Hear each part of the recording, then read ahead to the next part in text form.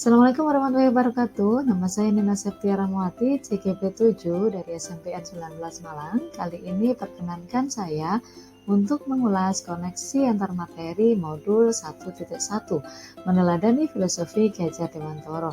Sebagaimana kita tahu, Ki Hajar Dewantoro memiliki filosofi yang luar biasa, yaitu Ingarso Sung Tulodo, yang artinya kita sebagai pendidik harus memberikan teladan di depan. Kemudian Ing Madya Mangunkarso, sebagai pendidik kita di tengah memberikan semangat atau motivasi, kemudian Tuturi Handayani, kita sebagai pendidik di belakang memberikan dorongan. Selanjutnya, setelah tentang pemikiran saya sebelum mempelajari modul 1. Sebelum mempelajari modul 1, refleksi filosofi Ki Hajar Dewantoro, pada pembelajaran saya belum sepenuhnya menerapkan student center. Kemudian saya merasa bahwa siswa saya sulit dinasihati. Kemudian yang ketiga, saya merasa siswa lebih suka bermain gadget daripada belajar. Kemudian yang berikutnya, siswa saya sulit diajak berdiskusi.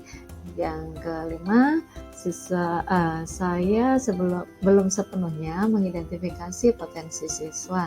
Yang berikutnya adalah saya mengajar secara klasikal, artinya semua murid mendapatkan materi yang sama dalam satu kelas.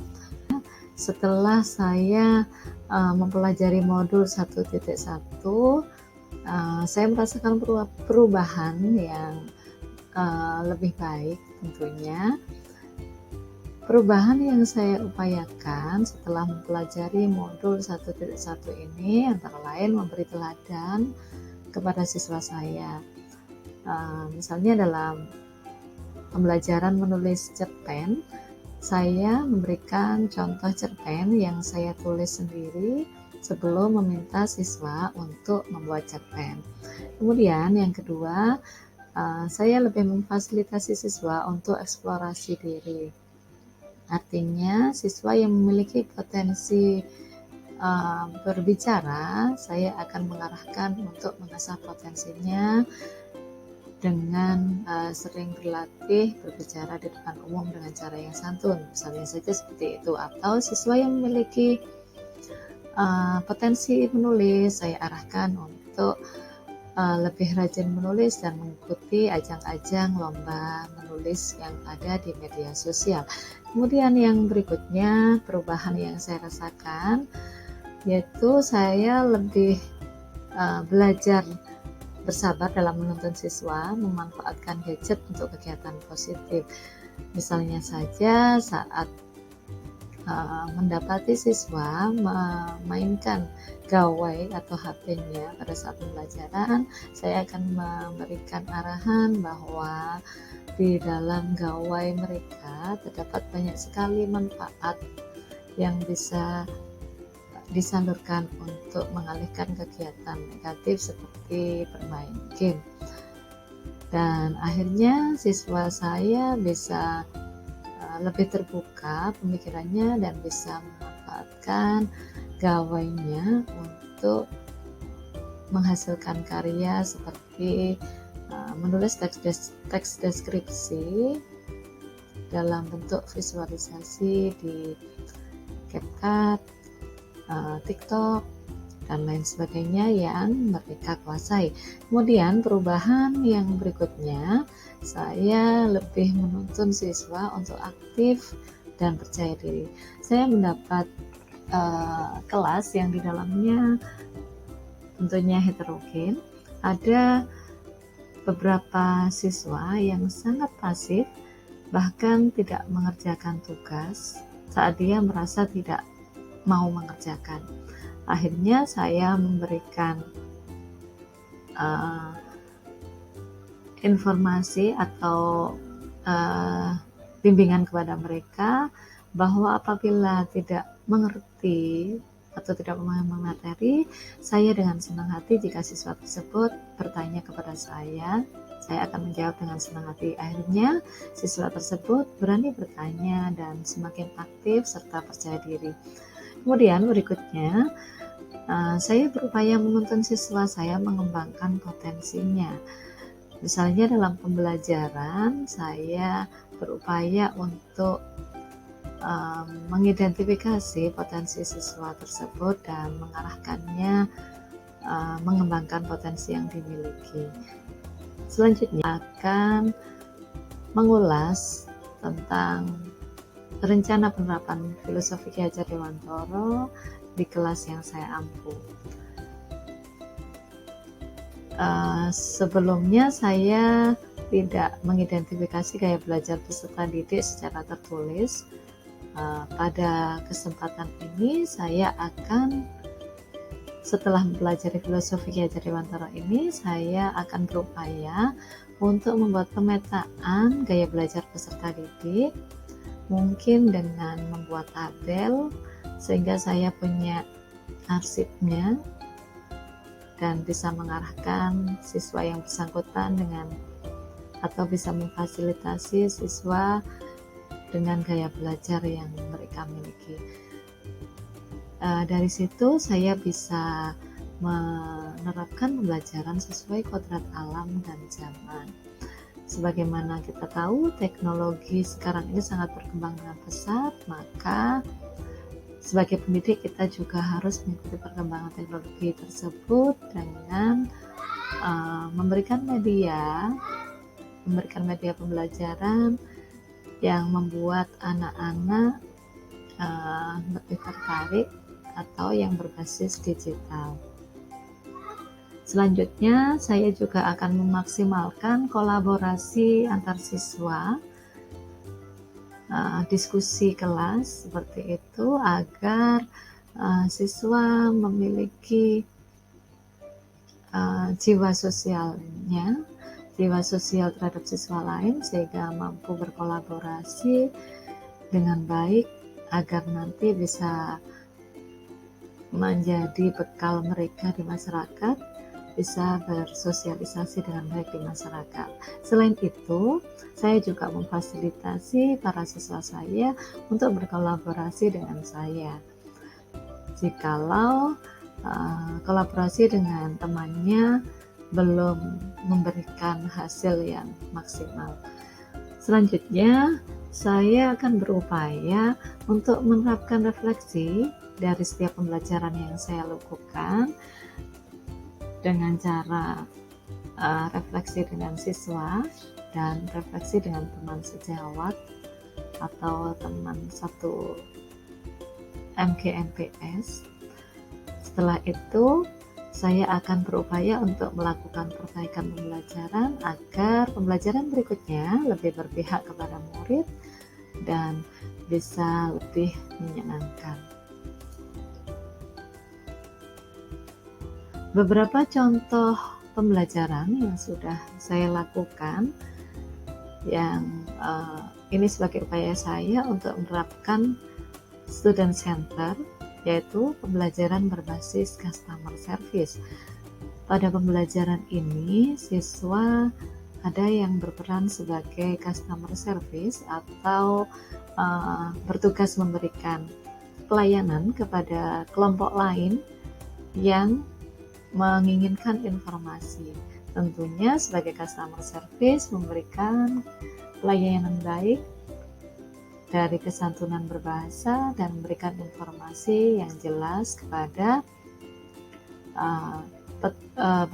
peserta didik lain atau kelompok lain yang sedang menginginkan informasi.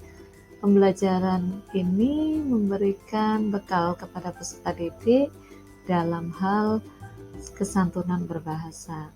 Berdasarkan refleksi yang saya lakukan setelah pembelajaran berbasis customer service ini, saya mendapatkan jawaban dari anak-anak. Mereka merasakan keseruan karena bisa berperan sebagai customer service, kemudian bisa bergerak ke kelompok lain untuk saling bertukar informasi sehingga tidak jenuh dalam belajar. Beberapa contoh pembelajaran yang sudah saya lakukan, yang ini sebagai upaya saya untuk menerapkan student center, yaitu pembelajaran berbasis customer service. Pada pembelajaran ini, siswa ada yang berperan sebagai customer service atau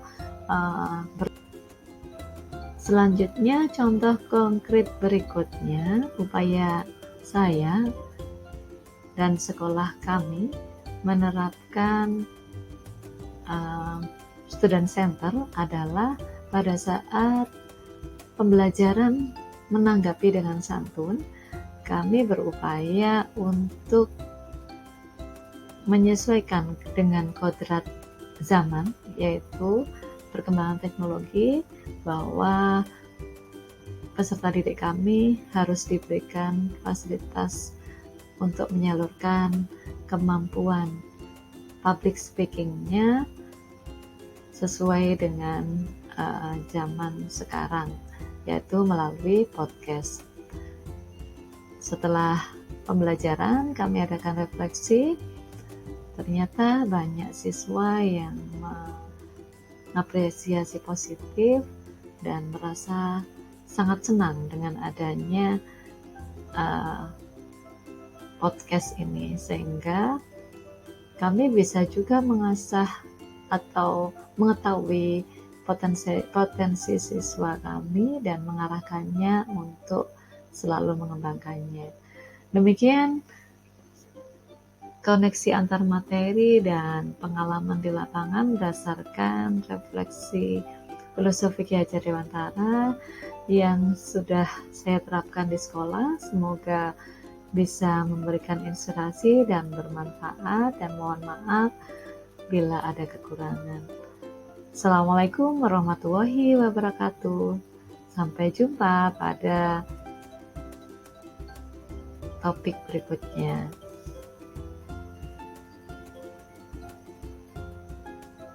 Selanjutnya, contoh konkret berikutnya, upaya saya dan sekolah kami menerapkan student center adalah pada saat pembelajaran menanggapi dengan santun, kami berupaya untuk menyesuaikan dengan kodrat zaman, yaitu perkembangan teknologi, bahwa peserta didik kami harus diberikan fasilitas untuk menyalurkan kemampuan public speaking-nya sesuai dengan zaman sekarang, yaitu melalui podcast. Setelah pembelajaran, kami adakan refleksi. Ternyata banyak siswa yang mengapresiasi positif dan merasa sangat senang dengan adanya podcast ini, sehingga kami bisa juga mengasah atau mengetahui potensi siswa kami dan mengarahkannya untuk selalu mengembangkannya. Demikian koneksi antar materi dan pengalaman di lapangan berdasarkan refleksi filosofi Ki Hajar Dewantara yang sudah saya terapkan di sekolah. Semoga bisa memberikan inspirasi dan bermanfaat, dan mohon maaf bila ada kekurangan. Assalamualaikum warahmatullahi wabarakatuh. Sampai jumpa pada topik berikutnya.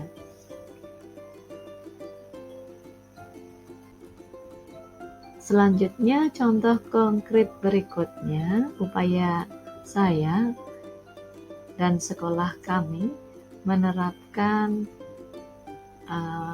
student center adalah pada saat pembelajaran menanggapi dengan santun, kami berupaya untuk menyesuaikan dengan kodrat zaman, yaitu perkembangan teknologi, bahwa peserta didik kami harus diberikan fasilitas untuk menyalurkan kemampuan